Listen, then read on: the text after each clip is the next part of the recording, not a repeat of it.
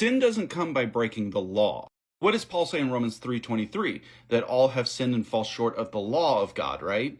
No, he says all have sinned and fall short of the glory of God.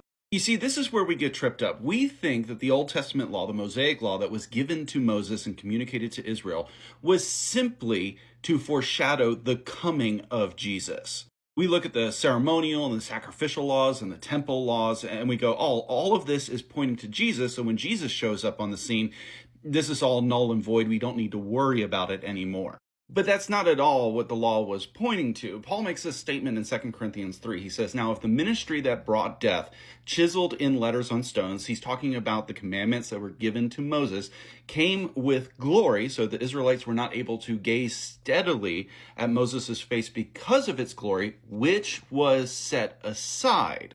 Well, what exactly is this glory that was set aside? Well, Paul answers that in Romans 3. But now, apart from the law, the righteousness of God has been revealed, attested by the law and the prophets. The righteousness of God is through faith in Jesus Christ to all who believe, and there is no distinction. The Old Covenant law, the Mosaic law, wasn't simply just pointing to Jesus' arrival, his death, burial, and resurrection.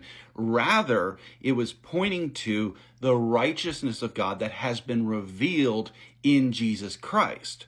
Paul says later in 2 Corinthians 3 that we are not like Moses, who used to put a veil over his face to prevent the Israelites from gazing steadily until the end of the glory of what was being set aside. John in his gospel would say that the word became flesh and dwelt among us. We observed his glory, the glory as the one and only Son from the Father, full of grace and truth. Indeed, we have all received grace upon grace from his fullness, for the law was given through Moses, grace and truth came through Jesus Christ. You see, the problem with the law is that it was never able to fully reveal the righteousness of God, the glory of who he is, the one whom we are created in the image and likeness of.